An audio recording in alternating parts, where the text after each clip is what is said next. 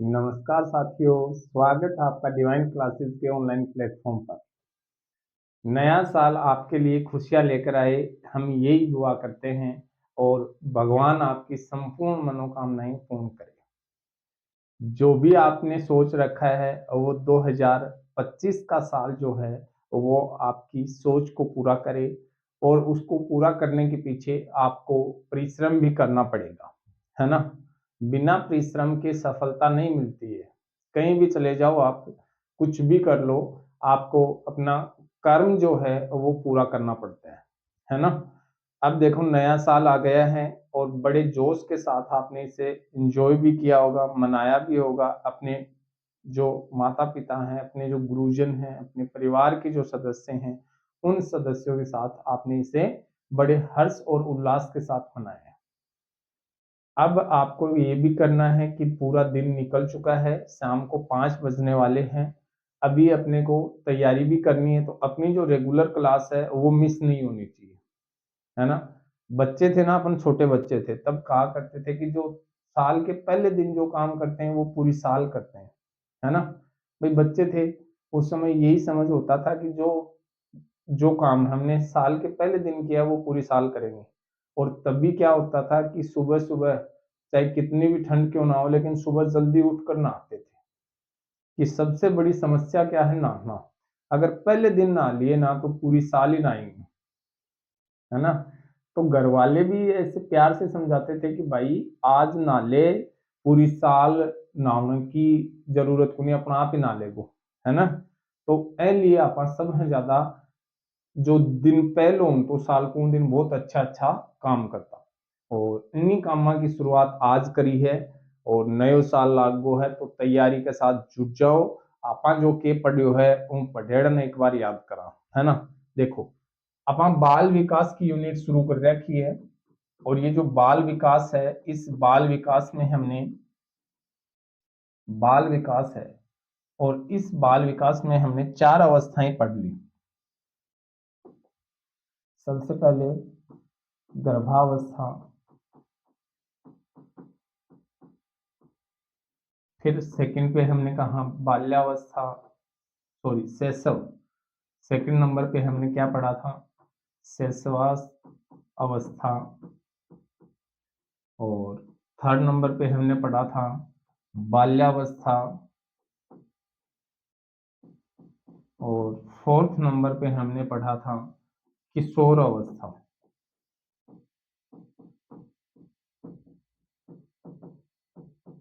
पढ़ा था ना। इनकी विशेषताएं हमने पढ़ ली थी और इनके उपनाम हमने कंप्लीट कर लिए थे।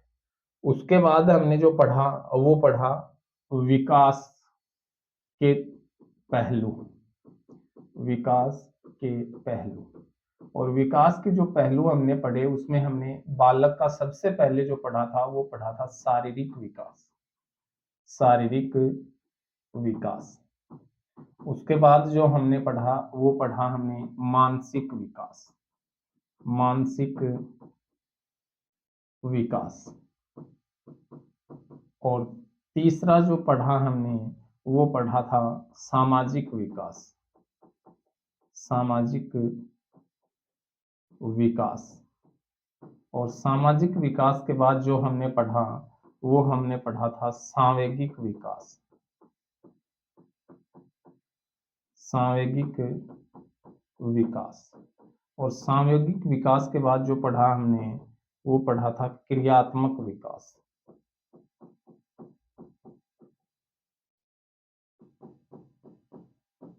पढ़ा ना, जिसे हम गामक विकास भी कहते हैं।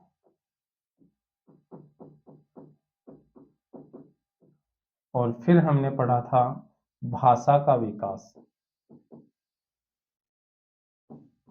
भाषा का विकास। और फिर हमने जो पढ़ा था वो पढ़ा था आज पढ़ने वाले हैं, जिसमें अपन पढ़ेंगे नैतिक विकास। क्या पढ़ेंगे? नैतिक विकास। तो हमने देखो क्या क्या पढ़ा है, एक बार रिकैप करें क्या। देखो सबसे पहले हमने पढ़ा शारीरिक विकास। सबसे पहले शारीरिक, फिर मानसिक, फिर सामाजिक, फिर सांवेगिक, फिर क्रियात्मक, फिर भाषा और फिर आज अपन पढ़ने वाले हैं नैतिक विकास कैसे कैसे होता है। लेकिन इसके साथ हमने कुछ सिद्धांत भी पढ़े थे, आपको याद है क्या? कुछ सिद्धांत भी हमने पढ़े हैं और वो सिद्धांत कौन कौन से हैं अपने, चलो उनको बताएं क्या? प्रमुख सिद्धांत। प्रमुख सिद्धांत की अगर मैं बात करता हूं तो अपने कौन कौन से सिद्धांत हैं वो पढ़े हैं, चलो देखते हैं। सबसे पहले हमने पढ़ा था मनोलैंगिक विकास का सिद्धांत। मनोलैंगिक विकास का सिद्धांत, और ये जो मनोलैंगिक विकास का सिद्धांत है ये किसने दिया था, कमेंट करो। फिर हमने सेकंड नंबर पे पढ़ा था मनोसामाजिक विकास का सिद्धांत। याद आ रहा है कुछ? फिर हमने थर्ड नंबर पे जो पढ़ा था वो पढ़ा था सामाजिक व सांवेगिक, सामाजिक व सांवेगिक विकास का पारिस्थितिक सिद्धांत।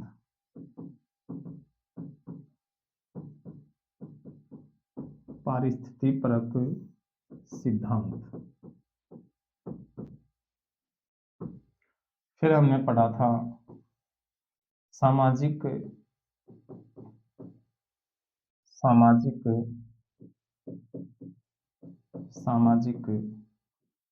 व सांस्कृतिक, सामाजिक व सांस्कृतिक विकास का सिद्धांत।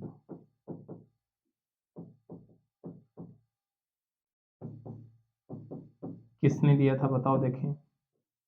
और फिर हमने पढ़ा था भाषा विकास का सिद्धांत।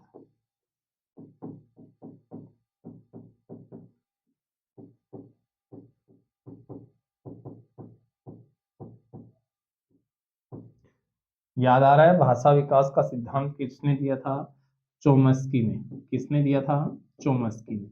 और क्या कहा था चोम्स्की ने कि जैसे शारीरिक विकास होता है वैसे ही भाषा का भी विकास होता है। जिस वातावरण में रहता है उस वातावरण में बोले जाने वाली भाषा है उसके व्याकरण को बालक अपने आप समझ लिया, इसलिए इसको हमने जनरेटिव ग्रामर थ्योरी भी GGT भी कहा था, और LAD भाषा अर्जन तंत्र की भी बात की थी।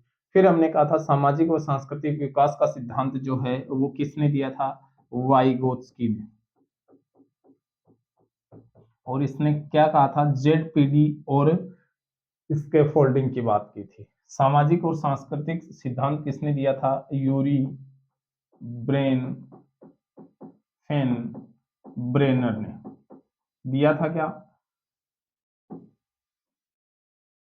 और मनोसामाजिक सिद्धांत किसने दिया था? एरिक्सन ने दिया था। और मनोलैंगिक सिद्धांत किसने दिया था? फ्रायड ने दिया था।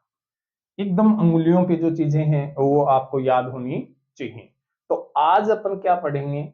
दो सिद्धांत हैं, नैतिक विकास से संबंधित सिद्धांत हैं, उनको पढ़ेंगे, और नैतिक जो बालक का जो नैतिक विकास होता है उसके बारे में आज अपन अध्ययन करने वाले हैं। अगर आपको जो पढ़ाया है वो पूरी बातें अगर समझ में आ रही हैं तो बहुत अच्छा है, आप इस यूनिट से 1% गलत नहीं करने वाले हैं, ठीक है ना? चलो शुरुआत करें क्या? चलो शुरुआत करने से पहले एक बार लाइक कर दो सभी, फिर अपन देखते हैं, आगे बढ़ते हैं। हेडिंग डाल दो बालक का नैतिक विकास।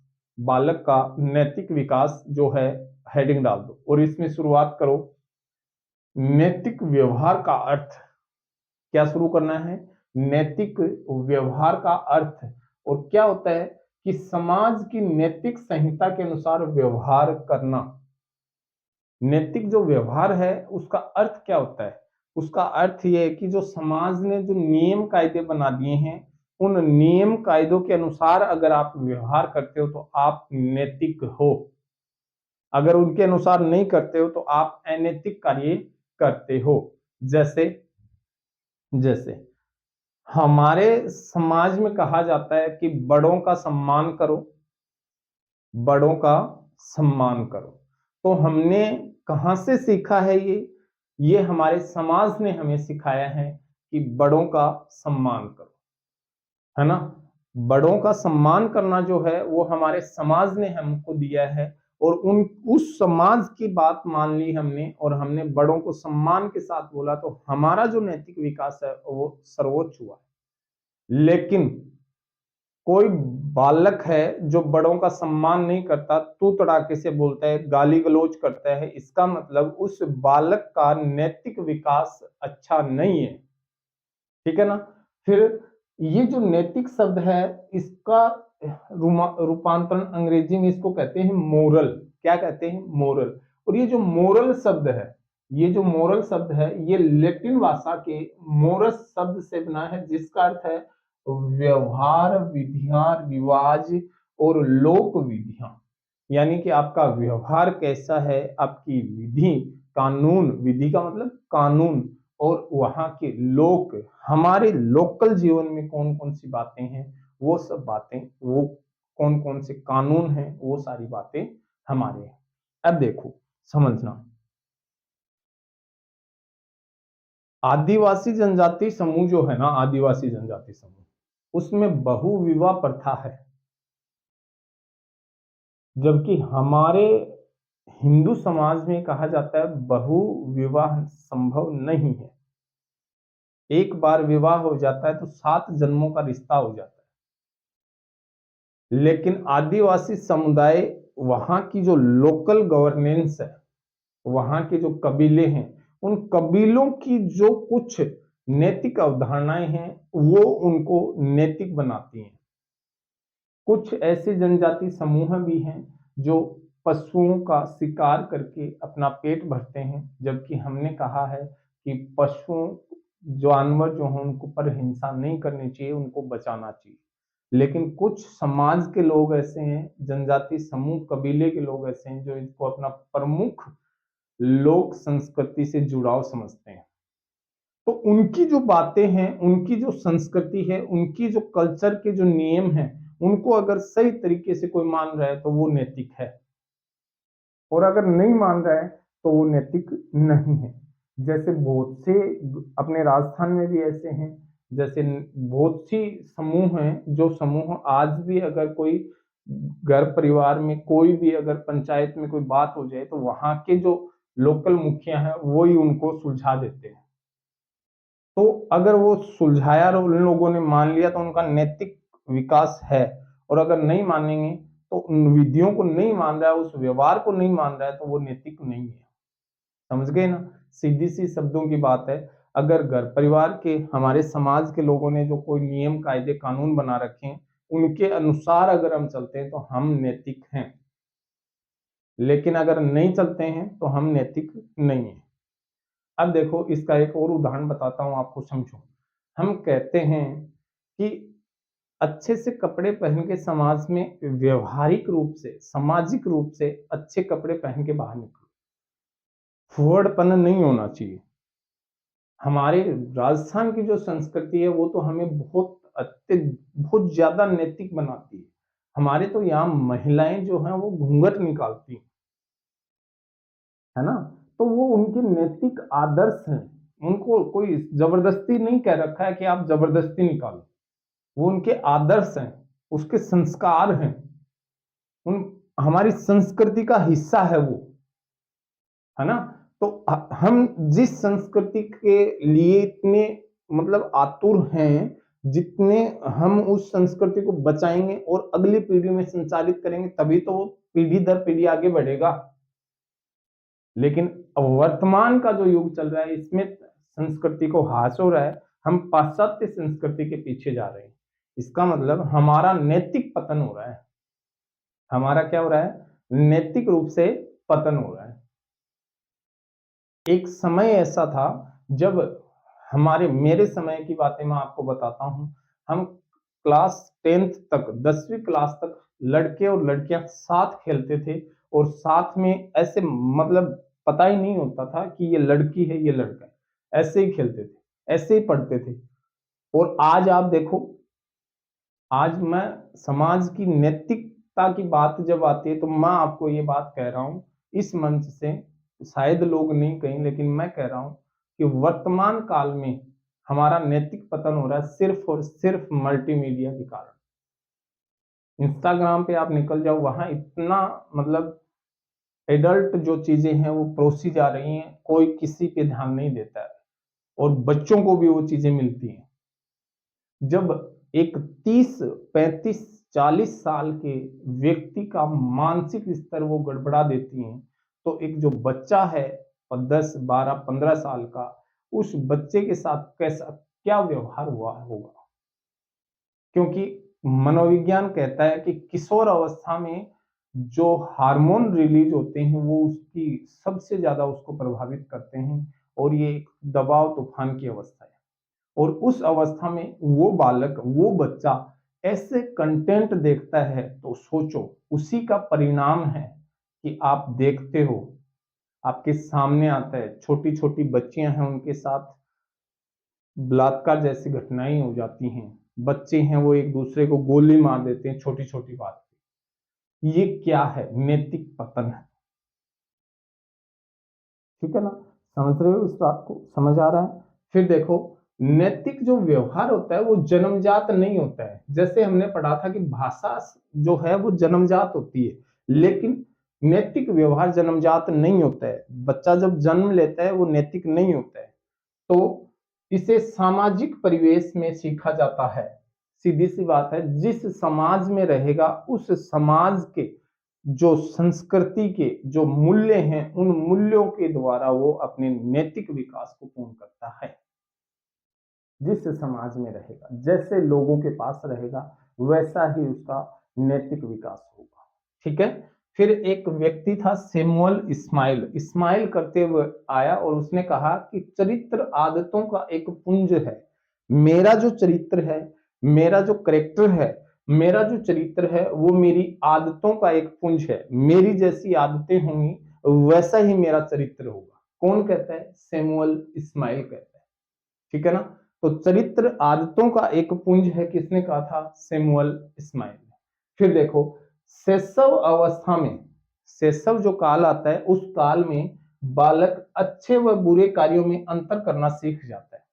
यानी शैशव अवस्था का जो प्रारंभिक समय होता है उस समय बालक नैतिक नहीं होता है, यानी नैतिकता का अभाव होता है शैशव अवस्था में। उसे नहीं पता, मैंने आपको बताया था ना, उसे नहीं पता होता है कि मुझे क्या करना है, क्या नहीं करना है, मुझे क्या पहनना है। कितने लोग आ रखे हों वो सुसु कर देता है, कितने लोग आ रखे हों वो कपड़े निकाल के दौड़ने लग जाता है। मतलब उसमें नैतिकता होती ही नहीं है। लेकिन जो जो धीरे धीरे जब वो बाल्यावस्था के करीब आता है तो वो अच्छे और बुरे, जैसे वो 4, 5 साल का होता है तो उसको धीरे धीरे आइडिया हो जाता है कि ये काम अच्छा है और ये बुरा। और सीखने के पीछे का जो कारण होता है वो होता है आपका रवैया। जैसे मान लो उसको लगा कि आप गुस्सा कर रहे हो तो उसको पता लगेगा कि ये काम गलत है, तब मेरे मम्मी पापा गुस्सा कर रहे हैं। और अगर आप उससे प्यार कर रहे हो तो उसको लगा कि ये जो काम है ये सही किया, तब मम्मी पापा प्यार कर रहे हैं। तो जो माता पिता का व्यवहार है, माता पिता का जो व्यवहार है वो उस बच्चे में क्या करता है? अच्छे और बुरे का अंतर पैदा करना सिखा देता है। फिर बाल्यावस्था में बालक में सर्वाधिक नैतिक विकास होता है। आपको भी पता है सबसे ज्यादा सीखता कहाँ है? बाल्यावस्था में। कितनी? 6 से 12 साल के बीच सीखता है। फिर और नियमों का उल्लंघन भी सबसे ज्यादा इसी अवस्था में करता है। इस अवस्था में बच्चा खूब झूठ बोलता है, दबा के झूठ बोलता है। कोई चीज घर में टूट फूट गई है ना, कोई घर पे कोई चीज तोड़ देगा, कुछ भी कर देगा, और फिर अगर मम्मी पापा ये पूछें कि किसने किया है तो वो ये कहेगा नहीं नहीं मैंने नहीं किया। जैसे मान लो घर में 4 बच्चे हैं, घर में 4 बच्चे हैं, एक ने तोड़ दिया। ठीक है? अब शाम को पापा ने पूछा रहे किसने तोड़ा, तो जो बच्चा उनके पास नहीं है उसका नाम ले देंगे कि नहीं उसने तोड़ा है, हमने हम तो पास ही नहीं गए थे। चाहे आप इससे पूछ लो। मतलब सबसे ज्यादा जो नैतिकता के जो मूल्य होते हैं उनका उल्लंघन करता है, लेकिन करता कैसे है उससे पता नहीं होता इसका रिजल्ट क्या है। कोई तर्कणा नहीं होती है, तर्क नहीं होता है, केवल अनजाने में वो ऐसा करता है। ठीक है ना? फिर जो किशोरावस्था में बालक अंतःकरण के आधार पर नैतिकता का पालन करता है। किशोर अवस्था जब बालक में आती है ना, किशोर अवस्था, इस अवस्था में जाकर बालक क्या करता है, उसको खुद को जो अच्छा लगता है ना, उसके अनुसार वो नैतिक नियमों का पालन करता है। और कुछ जो करता है वो दबाव में भी करता है।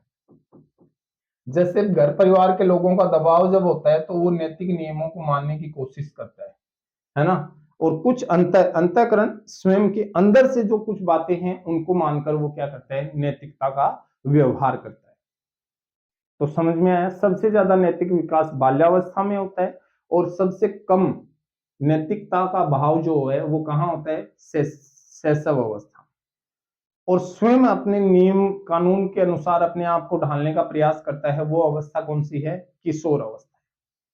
हो गया नोट डाउन? चलो इसको नोट कर लो पहले आप, है ना, इसको अच्छे से नोट करो और फिर अपन इसमें आगे बढ़ते हैं, ठीक है ना। ओके, चलो देखो, अब यहां से आपको समझना है, मैं इसमें ज्यादा चीजें लिखवाऊंगा नहीं, बस समझना है आपको। यहां मिलान का प्रश्न आएगा तो, है ना। तो आपको याद रखना है, नैतिक विकास के 3 विद्वानों ने सिद्धांत दिए, तीनों अपन पढ़ने वाले हैं, ठीक है। तो देखो, सबसे पहले पढ़ेंगे हेविंग हर्स्ट का नैतिक विकास का सिद्धांत। एक मनोवैज्ञानिक हुए थे हेविंग हर्स्ट, और इन्होंने कहा था कि बच्चे में जो नैतिक विकास होता है वो इन 5 अवस्थाओं से गुजरता है, इन 5 अवस्थाओं से गुजरता है। सबसे पहले है पूर्व नैतिक अवस्था, जो जन्म से 2 वर्ष तक होती है। फिर है स्व केंद्रित अवस्था, जो 3 से 6 वर्ष होती है। फिर परंपराओं को धारण करने की अवस्था है, जो 7 से 12 वर्ष होती है। और आधारहीन आत्म चेतना की अवस्था है, जो 13 से 18 वर्ष है। और आधार युक्त आत्म चेतना की अवस्था जो 18 के बाद है। अब इसकी कहानी से समझो, इसको बस आप समझ लो, लिखने की जरूरत नहीं पड़ेगी आपको। एक बच्चा है और उस बच्चे का जन्म होता है, और जन्म होते ही मैंने आपको बताया है अभी अभी कि उसमें नैतिकता का गुण नहीं पाया जाता, बिल्कुल भी नहीं पाया जाता। तो जो उसमें नैतिकता का गुण नहीं है वो अवस्था है पूर्व नैतिक अवस्था। इसमें नैतिकता होती ही नहीं है, उसे नहीं पता है क्यों हो रहा है, किस लिए हो रहा है, क्या करना है क्या नहीं करना है, उसको नहीं पता है। उसको भूख लगेगी तो वो रोएगा, उसको जहां मर्जी है वहां वो पोटी करेगा, जहां मन आया वहां सुसु करेगा, और जो मर्जी है वैसे अपने अंग विक्षेप करेगा। उस वो जो अवस्था है वो कौन सी है, पूर्व नैतिक अवस्था। फिर है स्व केंद्रित अवस्था, जो 3 से 6। अब देखो, ये अवस्था जो है ये उत्तर शैशव अवस्था है। और इस अवस्था में मैंने आपको बताया था कि बच्चा स्व केंद्रित आत्म केंद्रित होता है, जो भी क्रियाकलाप होते हैं वो स्वयं को केंद्रित करते हुए करता है। तो इस अवस्था में नैतिकता जो है वो केवल खुद के लिए जुड़ जाती है। अगर खुद को कुछ चाहिए तो वो नैतिक व्यवहार करेगा, बाकी उसे समाज से कोई मतलब नहीं है। जैसे देखो मैं समझाता हूं, एक बच्चा है, उस बच्चे को आपने कहा कि अगर तूने कपड़ों में सुसु किया तो तुझे दूध नहीं पिलाएंगे, तो वो उस व्यवहार को सीख लेगा, ठीक है ना। तब वो क्या करेगा, उस व्यवहार को सीख लेगा। अगर आपने कहा कि तूने दादाजी को नमस्ते नहीं किया तो तेरे को दूध नहीं पिलाएंगे, कोई मतलब नहीं है, नहीं करेगा। समझ रहे हो मेरी बात को। लेकिन अगर उसको खुद को जरूरत है, यानी नैतिकता जो है वो उसके स्वयं के साथ केंद्रित रहती है। फिर परंपराओं को धारण करने की जो अवस्था वो 7 से 12 है। अभी अभी बता के आया हूं कि बाल्यावस्था में सबसे ज्यादा नैतिक विकास होता है। इस अवस्था में जो कुछ बच्चे को हम सिखाएंगे वो सीख लेगा, धारण कर लेगा। जो परंपराएं हैं समाज की, उन परंपराओं को धारण कर लेता है। और इस अवस्था में हेविंग हर्स्ट ने कहा था कि बालक का सबसे ज्यादा नैतिक विकास होता है किस अवस्था में, परंपराओं को धारण करने की अवस्था में। एक होता है आधारहीन आत्म चेतना की अवस्था, 13 से 18, खुद को आइडेंटिफाई नहीं कर पाता है। कई बार क्या होता है कि आपने सिखाया है, हमारा नैतिक मूल्य है कि झूठ नहीं बोलना चाहिए, क्या नहीं करना चाहिए, झूठ नहीं बोलना चाहिए। अब देखो समझो, होता क्या है कि जैसे मान लो हम हमारे परिवार में 2 घर हैं आपस में, हमारी मम्मी और पापा बात कर रहे थे परिवार के लोगों की कि अरे वो तो बहुत झूठा आदमी है, बहुत बहुत चुगली कर रहा है वो आदमी, जाए मान लो पड़ोस को कोई आदमी है बी की आपा बात कर रहा है और कहा कि नहीं भाई यो आदमी जो है बहुत चुगली कर है, समझ गया कि यो आदमी तो बहुत ज्यादा चुगली करा है, बा लुगाई है, बा देख के मुंह बना बना के आवा है, मतलब बी के आपा घर का बात कर रहा है। कुछ देर पहले बटाबर अपना बच्चन सिखा रहा है कि बेटा दूसरों की बुराई नहीं करनी चाहिए, झूठ नहीं बोलना चाहिए और अपने बड़ों का सम्मान करना चाहिए। अब उसको बीते हुए 1 घंटा ही हुआ था कि मम्मी पापा बैठे बैठे बात कर रहे थे। अब बात करते करते उन्होंने देखा कि अचानक से वही पड़ोसी आ गए हमारे घर। अब मम्मी पापा ने कहा अरे अरे अरे आ जाओ चाय बनाओ भाई इनके लिए, तेरे अंकल आए हैं बेटा, तेरे अंकल आए, नमस्कार करो, देखो कितने अच्छे आदमी हैं, देखो आपके अंकल कितने अच्छे। अब भाई साहब वो बच्चा वो सोचेगा कि अरे यार बड़े यार आप तो वो हो, 1 मिनट में ही बदल गए। अभी अभी तो इनके बारे में कह रहे थे कि वो चुगली करता है, ये करता है, ऐसा है वैसा है, अभी जैसे ये सामने आया तो आपने इसकी बुराई शुरू कर दी। आप कह रहे थे सुबह तो झूठ नहीं बोलना चाहिए, आप मेरे मुंह पे झूठ बोल रहे हो। तो उसका कोई आधार नहीं होता, वो द्वंद्व में रहता है कि कौन सी ऐसी बातें हैं जो मुझे झूठ बोलनी चाहिए, कौन सी ऐसी बातें हैं जो मुझे झूठ नहीं बोलनी चाहिए। तो वो जो आधारहीन होता है, कोई आधार नहीं होता है, समझ रहे हो मेरी बात को, मतलब खुद को ये नहीं समझा पा रहा है कि भाई साहब मुझे कौन सी बात है जो सही बोलनी है और कौन सी है जो झूठ बोलनी है। क्योंकि हमें तो नैतिक मूल्यों में सिखाया जा रहा है कि झूठ नहीं बोलना है, लेकिन क्या झूठ नहीं बोलते हो? सुबह से लेकर शाम तक बोलते हो झूठ है, सुबह से लेकर शाम तक झूठ बोलते हो, लेकिन झूठ उतना ही बोलो जितनी जरूरत है। ऐसे नहीं सुबह से लेकर शाम तक झूठ बोल रहे हो और आप कह रहे हो कि नहीं नहीं, आपने बोल दिया कि नहीं बाइडेन मेरे से मिलने आया था, ट्रंप मेरे से मिलने आया था, कल शाम को हम छत पे बैठ के चाय पी रहे थे। ऐसे थोड़ी होता है ना, जितना संभव हो उतना। फिर है आधार युक्त आत्म चेतना की अवस्था जो 18 वर्ष के बाद है। इसमें वो खुद का एक बेस बना लेता है कि मुझे ये सही है ये गलत है, खुद बना लेता है, समझ रहे हो, एक आधार बन जाता है, उस आधार के अनुसार वो खुद को आइडेंटिफाई करता है समाज के अंदर। तो ये अवस्थाएं किसने दी थी? हैविंग हर्स्ट ने। किसने दी थी? हैविंग हर्स्ट ने। तो समझना, इसमें हमने पढ़ा है सबसे पहले पूर्व नैतिक अवस्था है, फिर हमने कहा स्व केंद्रित अवस्था है, फिर हमने कहा परंपराओं को धारण करने की अवस्था है, फिर हमने कहा आधारहीन आत्मचेतना की अवस्था है, और फिर हमने कहा आधार युक्त आत्मचेतना की अवस्था है। तो ये जो अवस्थाएं दी थी किसने दी थी? हैविंग हर्स्ट ने। नोट कर लेना। फिर अपन दूसरा सिद्धांत पढ़ने वाले हैं जीन पियाजे का। किसका पढ़ेंगे? जीन पियाजे का। और ये कहते हैं कि the moral judgment of the child, एक किताब लिखी थी the moral judgment of the child. कब लिखी थी? 1932 में। और इन्होंने कहा कि नैतिक जो विकास होता है बालक में वो 2 भागों में होता है। कैसे होता है? 2 भागों में। कैसे? एक तो है प्रायक्त नैतिकता की अवस्था, पर केंद्रित उन्मुखता, जिसको हेट्रोनोमी बोलते हैं। इंग्लिश का ये शब्द याद रखना, हो सकता है आपको हिंदी में बहुत सारे शब्द मिले। एक स्टेज ऑफ हेट्रोनोमस मोरलिटी, 2 से 8 वर्ष। कितनी है? 2 से 8 वर्ष। याद करो, 2 से 8 बाल्यावस्था का काल है, शैशव और बाल्य। तो इसमें जो बच्चा सीखता है वो प्रायता का मतलब है पराये लोगों से, पराये लोगों से, अपने माता पिता से, परिवार के लोगों से, दादा दादी से, सबसे ये चीजें सीखता है। और इसमें दबाव भी होता है, दबाव के साथ सीखता है जो भी नैतिक विकास सीखता है। और एक है स्वायत्तता। स्वायत्तता यानी स्वयं, ऑटोमेटिक। देखो, ऑटोनोमस क्या होता है? स्वायत्तता का मतलब क्या होता है? ऑटोनोमस। इसमें क्या करता है? ऑटोनोमस। तो स्वायत्त नैतिकता की अवस्था जो है इसको कहते हैं स्वायत्त उन्मुखता। और इसमें बच्चा क्या करता है? Stage of autonomous morality. तो ये जो अवस्था होती है इसमें 9 से 11 वर्ष की अवस्था होती है। और इसमें जो बच्चा सीखता है वो पहले दूसरों से सीखता है, फिर स्वयं सीखना प्रारंभ कर देता है और खुद उनका एक रोल बनाकर अपने मस्तिष्क में स्थायी कर लेता है। तो 2 अवस्थाएं दी थी, हेट्रोनोमस और ऑटोनोमस। याद रखना किसने दी थी? जीन पियाजे ने। हेट्रोनोमस और ऑटोनोमस, ये याद रखना बस, आप ज्यादा नहीं। और बुक का नाम याद रखना जिसमें कहा है the moral judgment of the child. इसको याद रखना, ये पेज आप नोट डाउन करो, फिर अपन इसमें आगे बढ़ते हैं और देखते हैं कि आगे कोहलबर्ग क्या कहते हैं। चलो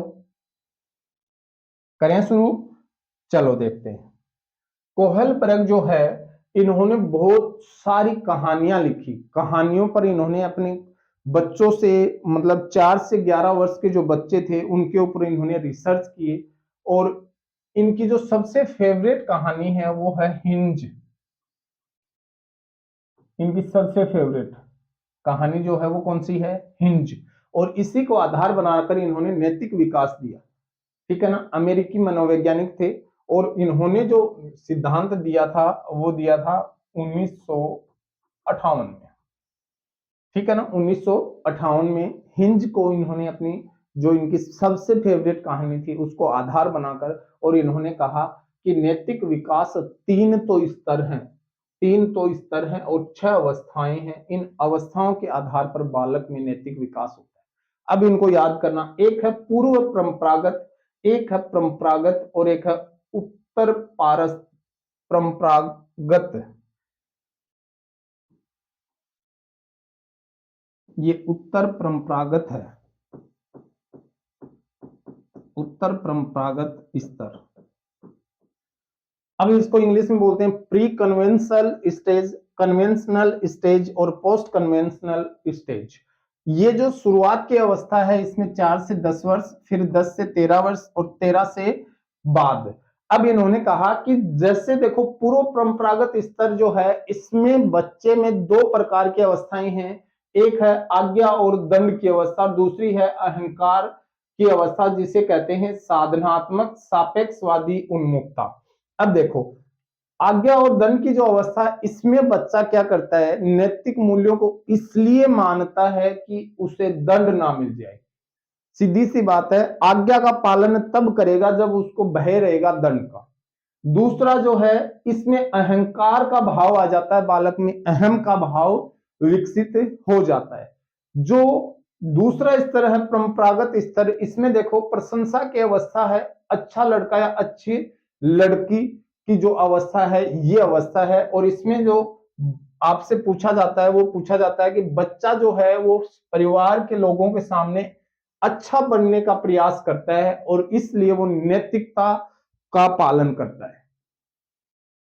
बहुत से बच्चों को आपने खूब देखा है ऐसा कि ये जो अवस्था है 10 से 13, इसका मतलब ये उत्तर बाल्यावस्था है। कैसी अवस्था है? उत्तर बाल्यावस्था। और इस अवस्था में मैंने आपको कुछ बातें भी बताई थी कि सारस अवस्था है। ये कैसी अवस्था है? सारस अवस्था है। यानी कि बच्चा जो है वो दिखावा करता है, और दिखावा कैसा करता है? अच्छा लड़का या अच्छी लड़की बनने की प्रशंसा प्राप्त करना चाहता है घर परिवार के लोगों के सामने, और वो अच्छा काम करता है, तब उसमें नैतिक मूल्यों का विकास होता है। और फिर वो सामाजिक व्यवस्था के प्रति सम्मान करता है, यानी हमारे समाज की जो व्यवस्थाएं हैं हमने बना रखा है, ये हमारे दादाजी, ये हमारे दादी जी हैं, ये हमारे नाना जी हैं, ये हमारे नानी जी हैं, ये मामा जी हैं, ये ताऊ जी हैं, ये ताई जी हैं, ये हमारे फूफा जी हैं, ये बुआ जी। हमने जो समाज में जो प्रथाएं विकसित कर रखी हैं उनके प्रति वो सम्मान दर्शाता है। और फिर आती है उत्तर परंपरागत स्तर, पोस्ट कन्वेंशनल स्टेज, और इसका जो काम है वो है 13 वर्ष के बाद। कब होता है? 13 वर्ष के बाद। तो इसमें क्या करता है बच्चा? इसमें सामाजिक समझौते की अवस्था है। अभी अभी बता क्या है ना, आत्महीन, आधारहीन आत्म चेतना की अवस्था, ये वही है कि इसमें वो समाज समाज के साथ समझौता करता है। अरे उसको समझाया जा रहा है कि आपको झूठ नहीं बोलना है, उसको क्या समझाया जा रहा है? आपको झूठ नहीं बोलना है, आपके सामने ही घर वाले झूठ बोल रहे हैं, तो वो क्या करता है कि समाज के साथ समझौते करता है। अरे यार क्या हो रहा है, ये इरिटेट होता है वो, है ना, समाज के साथ समझौता करता है। और फिर क्या है? विवेक की अवस्था, जिसको अपन कहते हैं सार्वत्रिक नीति परक उन्मुखता का जो सिद्धांत है वो है। यानी फिर वो खुद पर कंट्रोल करता है कि भाई साहब सब भी ऐसा करते हैं, विवेक स्थापित करता है कि सब लोग ऐसा करते हैं तो मुझे भी ऐसा ही करना चाहिए। और वो खुद स्वयं निर्धारित कर देता है कि नैतिकता में ये वाली बात सही है और ये वाली बात गलत है। स्वयं विवेक कर लेता है। तो इसमें आपको याद रखना, देखो एग्जाम में जो पूछा जाता है आपसे सबसे ज्यादा, तो इसमें पूछा जाता है, एग्जाम में डाल देगा एग्जामिनर कि अच्छा लड़का अच्छी लड़की की अवस्था कोहल वर्ग के अनुसार है, परंपरागत, पूर्व परंपरागत और उत्तर परंपरागत। फिर पूछ लेगा कि सार्वत्रिक नीति परख उन्मुखता का सिद्धांत किसने दिया था, ठीक है ना। तो सार्वत्रिक नीति परख उन्मुखता का जो सिद्धांत है वो किसने दिया था, यानी कि जो भी सार्वत्रिक, सार्वत्रिक यानी सार्वजनिक, सार्वजनिक नीति नियम है उनके प्रति बालक उन्मुख रहता है, उनको ग्रहण कर लेता है, तो वो क्या होती है, सार्वत्रिक नीति परख उन्मुखता का सिद्धांत किसने दिया था, कोहल वर्ग ने दिया। तो याद रखना, इसको नोट करो। हमने देखा है कि नैतिक विकास में हेमिंगहर्स्ट ने सिद्धांत दिया है, जीन पियाजे ने दिया है, और कोहल वर्ग ने नैतिक विकास का सिद्धांत दिया है। अब समझो, मैं शुरुआत की स्लाइड आपको दिखाता हूं। हमने देखा है यहां, और देखा क्या है, हमने कर भी लिया है। देखो ये जो सिद्धांत हमने पढ़ लिए हैं, और इन सिद्धांतों में हमने टोटल बात कर ली। तो देखो भाषा विकास का सिद्धांत हमने कंप्लीट कर लिया ना। अब देखो यहां अपन और कुछ थोड़ा सा देखने वाले हैं। दो सिद्धांत हमारे और भी हो गए इसमें, उनको अपन और ऐड कर दें क्या इसमें। एक सिद्धांत अपना हैविंगहर्स्ट का, हैविंगहर्स्ट का नैतिक विकास सिद्धांत कंप्लीट हो गया है, नैतिक विकास सिद्धांत। एक हमने कहा है जीन पियाजे का, जीन पियाजे का नैतिक विकास सिद्धांत, नैतिक विकास सिद्धांत। और एक हमने कहा है, एक जो बात हमने कही है वो कही है कोहल वर्ग का, कोहल वर्ग का नैतिक विकास सिद्धांत, कोहल वर्ग का नैतिक विकास सिद्धांत। तो टोटल जो सिद्धांत अपने कितने हो गए, टोटल 7 सिद्धांत हो गए, है ना। 8 हो गए भाई, कितने सिद्धांत हो गए, टोटल 8 सिद्धांत हो गए। देखो Freud, Erikson, Urie Bronfenbrenner, Vygotsky, Chomsky, Havighurst, Jean पियाजे और कोहल वर्ग। अब देखो यहां आपको मैं एक बात और बता देता हूं, थोड़ा सा अपन अगर आप कहोगे तो जीन पियाजे है ना, जीन पियाजे, जीन पियाजे ने संज्ञानात्मक विकास का सिद्धांत दिया था। वो एक क्लास में केवल उसी पे डालने वाला हूं। जीन पियाजे ने संज्ञानात्मक विकास का सिद्धांत दिया था, और इस सिद्धांत को अपन कल करें क्या, क्या लग रहा है, कर लें क्या, यही निपटा देते हैं इसको। नहीं पढ़ने को तो अधिगम में भी पढ़ लेंगे, लेकिन मैं चाह रहा हूं कि अपने को यही साथ में इसको पूरा कर दें, जीन पियाजे के संज्ञानात्मक विकास सिद्धांत को, है ना। कर दें क्या, चलो तो फिर देखते हैं, कल इसको पूरा करते हैं अपन। तो आज अपना सेशन जो पूरा हो गया है, जिसमें हमने बालक का नैतिक विकास पढ़ा है, फिर हमने इसके सिद्धांत पढ़े हैं, कौन कौन से नियम हैं, और कोहल वर्ग का नैतिक विकास का सिद्धांत पढ़ा है। अगर आपको ये वीडियो अच्छा लगे कि नहीं हमारे एग्जाम में आने वाला है। दूसरी बात है, मैं आपको फिर कह रहा हूं, ज्यादा इसमें गहराई में जाने की जरूरत नहीं है, इतने सिद्धांत हो जाएंगे साइकोलॉजी में, लास्ट तक आपको समझ ही नहीं आएगा। तो बस इनको ब्रीफिंग में याद रखो कि मुझे क्या पढ़ना है, कैसे पढ़ना है, जो मेरे एग्जाम में काम आए, है ना। जितना जैसे मैंने नोट डाउन कर रखा है उतना ही नोट डाउन आप रखो, ज्यादा वजन मत बनाओ, बर्डन मत रखो अपने पास, ज्यादा नोट्स मत रखो। इतने नोट्स रखो कि साइकोलॉजी जो है वो एक रजिस्टर हो जिसमें सिमट जाए, लास्ट में वो रजिस्टर आप मात्र 5 दिन में रिकैप कर दो। कम से कम 4 बार पढ़ना है साइकोलॉजी को, है ना। तो ठीक है दोस्तों, आज नए साल पे अपने लिए एक छोटा क्लास ही रखने वाले हैं। कल अपन करेंगे जीन पियाजे का संज्ञानात्मक विकास का सिद्धांत। नोट डाउन कर लो सभी, और फिर लास्ट अपनी ये मान लो ये 12 नंबर की क्लास हो गई। अब अपने पास 3 क्लासेज और आएंगी, टोटल 15 क्लास में एक यूनिट पूरी हो जाएगी। फिर मैं आपको 5 क्लास कम से कम इस यूनिट के क्वेश्चन की दूंगा, ठीक है ना, डेली क्वेश्चन करेंगे। तो इसको रिवाइज भी करते जाओ, तैयारी करो साथ के साथ, जस्ट पूरा होते ही आपका रिवाइज शुरू कर देंगे। ठीक है दोस्तों, मिलते हैं कल की क्लास में, तब तक के लिए स्वस्थ रहिए, बड़ों का सम्मान कीजिए और अपनी पढ़ाई को जारी रखिए। जय हिंद मित्रों।